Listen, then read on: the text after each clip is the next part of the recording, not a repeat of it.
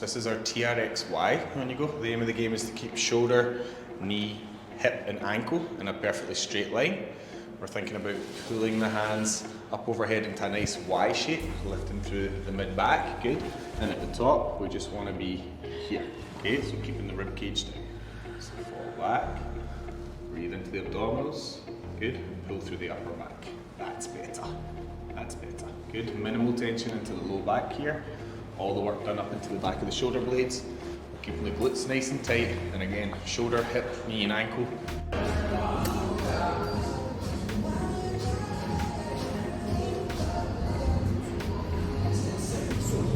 If your wrist comes inside the elbow, you're pulling. You want to